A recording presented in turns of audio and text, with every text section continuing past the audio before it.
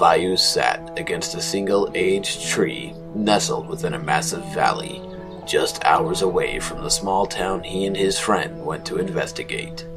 Surrounded by the sounds of serene nature and the wind lightly flapping the pages of his open tome, Vaius adjusted his posture and grimaced, his back sore from remaining still. The large tiefling Daemon Vaius rose from the ground slowly, standing up just under 6.5 feet tall. His blue skin absorbed the warmth of the morning sun. His silk robes flapped in the wind, letting a cool breeze massage and relax him as he glared at his equally sizable greatsword embedded in the soft, sweeping grass dirt not far from him. Stretching his arms and back, he felt the tug of a tree limb that had become entangled in his sweeping horns. A glimmering beam of light bouncing off shining armor caught his eye in the distance as he carefully wrestled his horn from the tree, indicating the arrival of his friend. Vaius turned around and began packing his things up, beginning with his greatsword, listening for the familiar dulled clinking of a knight's greaves against the earthen soil. With almost everything packed and ready, Vaius turned to greet his friend. Hail, Alabaster! What information have you gathered about our contract? Were the townsfolk very helpful? Vaius asked, his thick accent betraying his fiendish mother tongue, almost glowing in the sunlight as he walked to the Daemon's resting grounds. Alabaster clanked softly as he slowed his approach in his ornate full-plate armor. Hail, Vaius! The knight quickly bowed down before the Daemon. The sound of armor shifting forward filled the empty green valley with an echoing clunk. The knight rose swiftly, adjusting his armor back onto his very thin frame, pulling at a red sash that flowed from beneath his breastplate, and standing upright with a soldier's posture.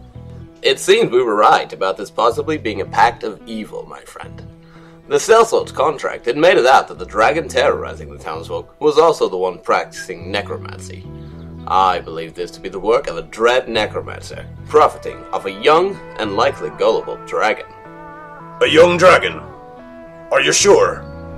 Vaius questioned, stroking his beard with his brow raised. Aye. The dragon was often described as reckless by the townsfolk, and with a smaller stature. The undead that did manage to find their way to the town were dispatched with little effort. We both know that a dragon's might would be more than a match for a small town's guards. Alabaster continued, as he began surveying the area where Vaius had awaited his arrival. You didn't even try practicing your swordsmanship as I had shown you earlier, did you? How do you even do that? Sitting in one spot, reading a book for hours on end. Alabaster berated Vaius as he pointed to the undisturbed grass surrounding them. Any clues to the whereabouts of this dragon and proposed necromancer, then?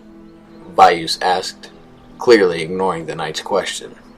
With a quick sigh, Alabaster crossed his arms with another clank of armor. Well, a few guardsmen had recognized the robes and clothes the undead wore as garbs of the family that founded the town many years ago. Most of the family has now perished and have been buried in a tomb that collapsed on the mountainside just northwest of town. I propose we start there and see what happens.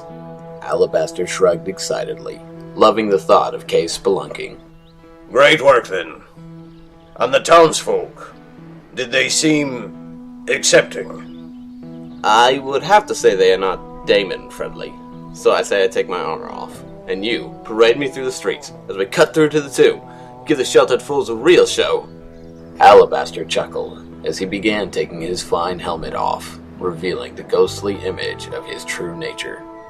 Beneath his masterfully crafted helmet, a skeletal visage greeted Vaius' gaze. The undead knight looked around and inside his breastplate, reaching his gauntlet inside and adjusting the many layers of red sheets stuffed inside to keep his armor more snugly donned. I don't think the townsfolk need any more stress in their lives, Alabaster. Though that just seems like good fun. Save the mischief for a better time. You still owe me, you know, for watching that horrid orc ceremony back in the city of Blah. It's Blarg, Vaius corrected, then continued. Another time, on folk who've been less terrorized by dragons and zombies. Now shall we be on our way? Vaius gestured toward a mountain in the distance, obscured by wispy clouds that littered the horizon. Alabaster put his helmet back on, hiding the skull under the ornate Morion helm and faceplate, before fastening leather straps to secure it in place. You really are too kind to the ignorant, my friend. Alabaster gestured a tear rolling down his faceplate with his armored finger. And you're a fool to believe that men will change so easily, Vaius replied, turning to walk towards their destination.